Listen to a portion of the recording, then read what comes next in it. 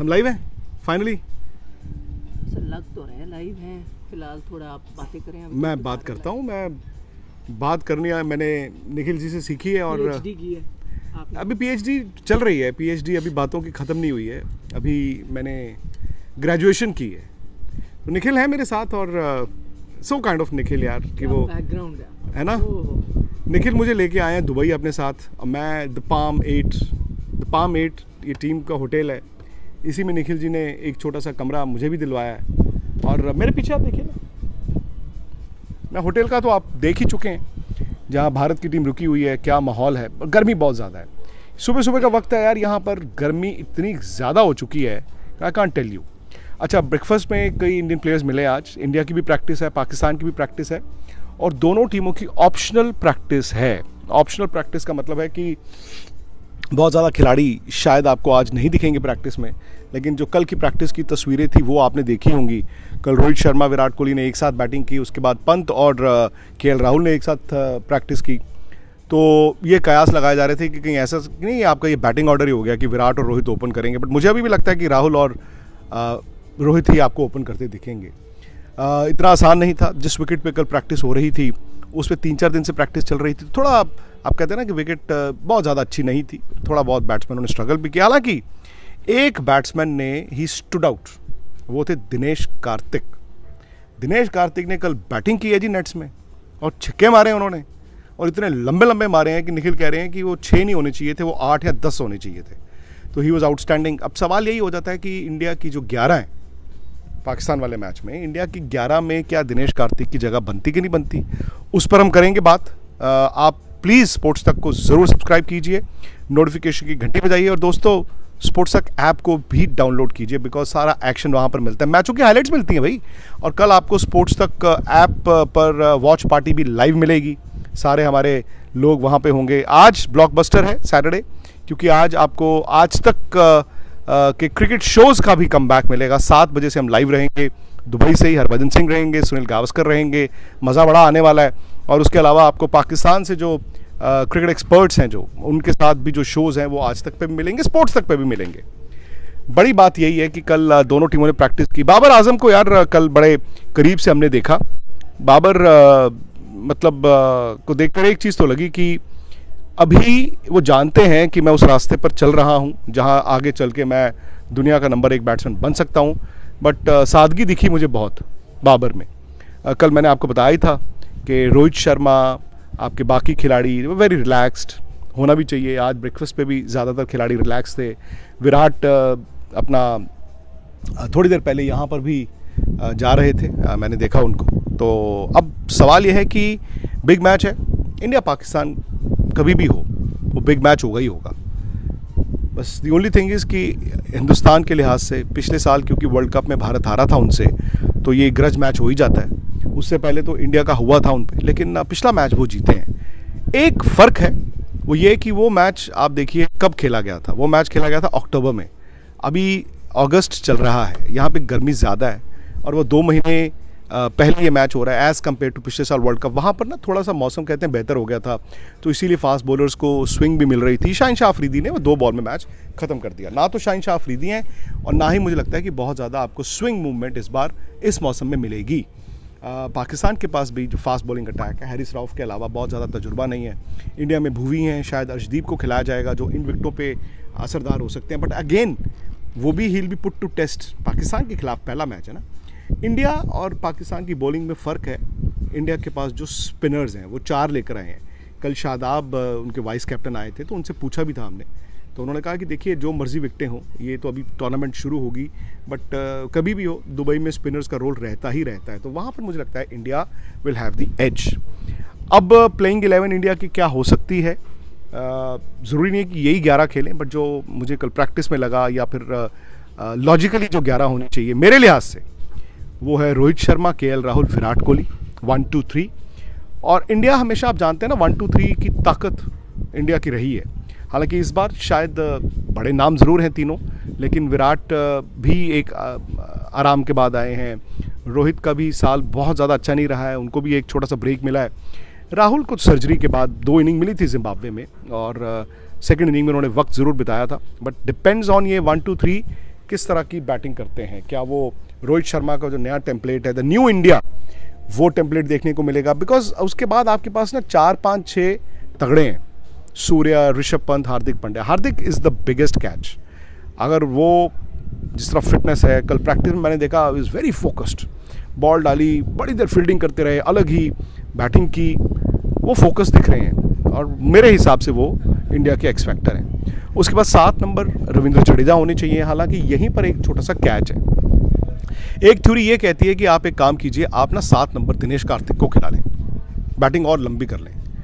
In that case फिर जडेजा की 11 में जगह नहीं बनेगी, क्योंकि अगर 7 नंबर दिनेश कार्तिक आते हैं तो फिर 4 बॉलर्स होंगे, उनमें 2 स्पिनर्स होंगे ही होंगे। अब यूजी चहल के साथ अश्विन है या फिर रवि बिश्नोई हैं। मोस्ट लाइकली रवि बिश्नोई को भी खिलाया जा सकता है, अश्विन ने बड़ा अच्छा बॉल किया कल वैसे। और 2 फास्ट बॉलर्स, भुवनेश्वर और अर्शदीप।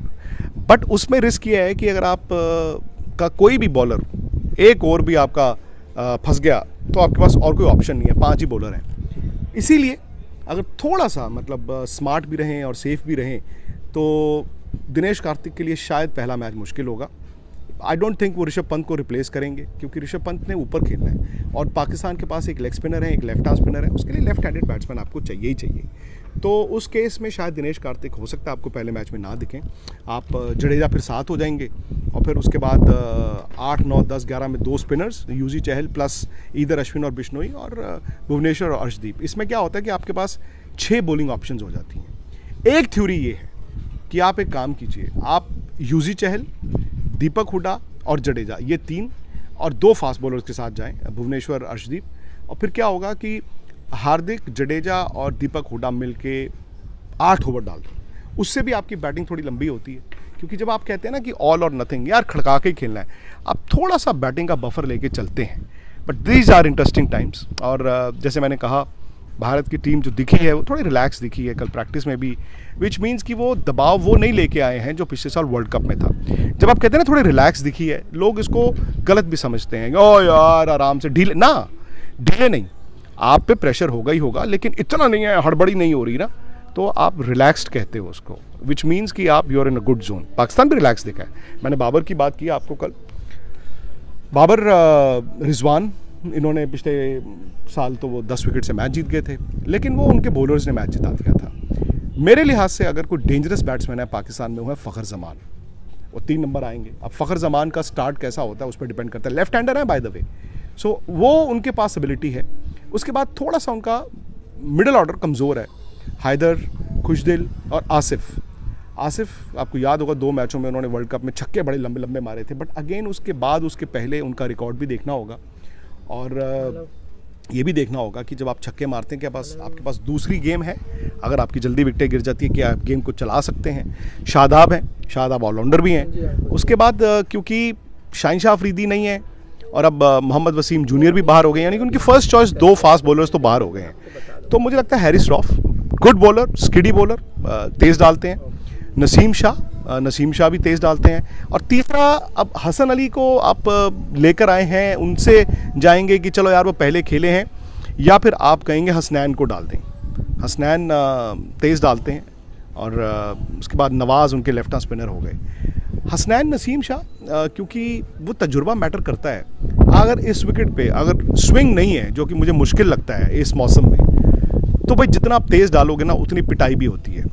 आप क्या लेंथ पे बॉल डालते हो, आपको अगर स्विंग चाहिए आपको थोड़ा आगे फेंकना पड़ेगा, और अगर बॉल नहीं हिलता है और आप आगे फेंकते हो तो फिर आपके पास, इंडिया के पास 1, 2, 3 ऐसे हैं जो ओवर द टॉप मार सकते हैं, फिर आगे वाला बॉल वो छोड़ेंगे नहीं।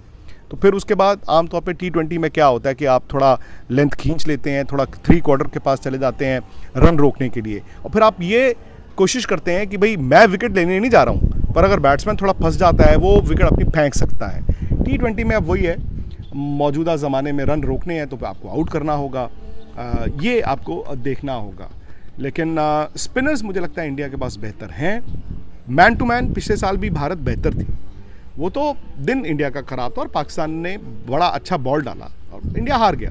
मैन टू मैन आज भी इंडिया और पाकिस्तान को आमने सामने रखेंगे। मेरे लिहाज से इंडिया मजबूत है और शायद इस बार वो फियर ऑफ फेलियर ना हो तो आपको द रियल इंडिया दिखेगा। अब माने ना माने, पिछले साल पाकिस्तान आया था, वो कहते हैं ना सर पर कफन बांध के, हारने के लिए आए हैं, and then they played their natural game. लेकिन इस बार तो भाई उनसे उम्मीद उनके मुल्क में जीत की जा रही है, तो वो दबाव भी लेकर आता है, वो एक्सपेक्टेशंस भी लेकर आता है, तो उस पर बड़ा डिपेंड करेगा। मैच अच्छा होगा और मेरे लिहाज से, और आप भी देखें जितनी टीमें एशिया में हैं, बेस्ट 2 टीमें तो इंडिया और पाकिस्तान ही है। मैच अच्छा होगा, मैच अच्छा होना भी चाहिए। अब ये रनों वाला मैच है या फंसा हुआ मैच है, ये विकेट पे भी डिपेंड करेगा। आज जैसे अब आगाज़ हो रहा है और जिस विकेट पे आज मैच खेला जाएगा, शायद उसी विकेट पे कल वाला मैच भी खेला जा रहा है, तो आज आपको एक अंदाज़ा हो जाएगा।